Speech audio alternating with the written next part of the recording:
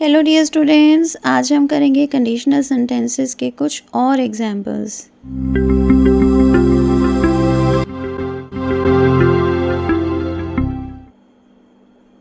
Study the given example. अभी आपके सामने एक इमेजिनरी सिचुएशन आने वाली है जिसे आपने ध्यान से पढ़ना है। Kirti wants to phone Priya but she can do it because she doesn't know her number. Kirti Priya को फ़ोन करना चाहती है लेकिन वो ऐसा नहीं कर सकती क्योंकि उसे उसका नंबर नहीं पता है।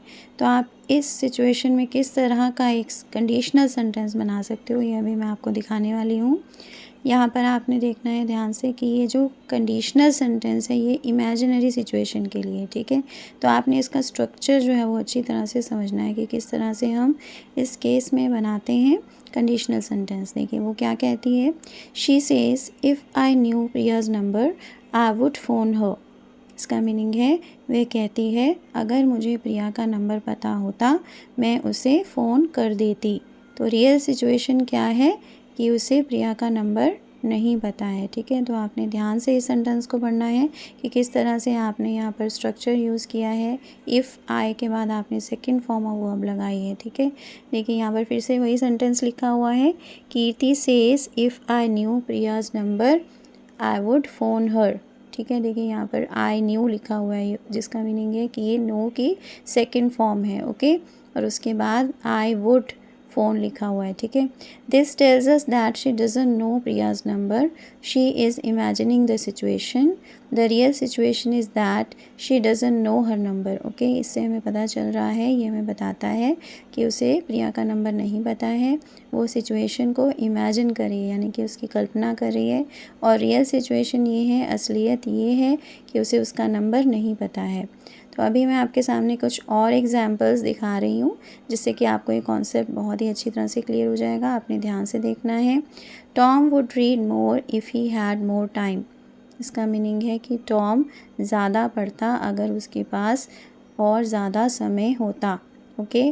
तो रियल सिचुएशन क्या है यहाँ पर, but he doesn't have more time, okay. लेकिन उसके पास और ज़्यादा समय नहीं है, okay. But he doesn't have much time, उसके पास ज़्यादा समय नहीं है, ओके। तो रियल सिचुएशन क्या है कि उसके पास समय नहीं है, लेकिन हमने सेंटेंस में क्या लिखा है, if he had more time, okay. तो आपने ध्यान से पढ़ना है, ध्यान से समझना है इस सेंटेंस को। इसका मीनिंग है कि टॉम और ज़्यादा पढ़ता अगर उसके पास और ज़्यादा समय होता, लेकिन रियलिटी क्या है कि उसके पास ज़्यादा समय नहीं है, ओके। तो अभी मैं दिखाने वाली हूँ आपको कुछ और सेंटेंसेस जिससे कि आपको ये कॉन्सेप्ट और अच्छी तरह से क्लियर हो जाएगा। आपने ध्यान से देखते रहना है और इन्हीं सेंटेंसेस को आप अपनी एक नोटबुक में भी नोट कर सकते हो और इस स्ट्रक्चर को भी नोट कर सकते हो जो कि हम इसमें फॉलो कर रहे हैं। If I didn't want to go to the party I wouldn't go, okay. इस सेंटेंस का मीनिंग है कि अगर मैं पार्टी में नहीं जाना चाहता मैं नहीं जाता, लेकिन रियलिटी क्या है, but I want to go. लेकिन इसकी जो रियलिटी है वो ये है कि मैं जाना चाहता हूँ, okay.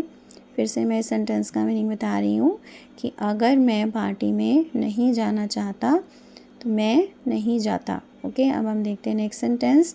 We wouldn't have any money if we didn't work.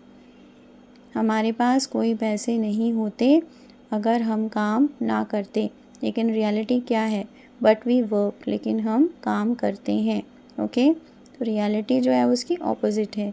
If you were in my position what would you do. इसका मीनिंग है कि अगर आप मेरी स्थिति में होते तो आप क्या करते। The soup would taste better if it wasn't so salty.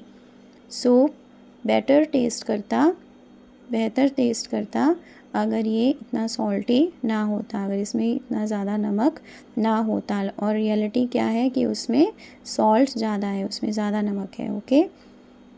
I hope आपको अच्छी तरह से क्लियर हो रहा है कि किस तरह से हमने इन सभी कंडीशनल सेंटेंसेस को बनाया है।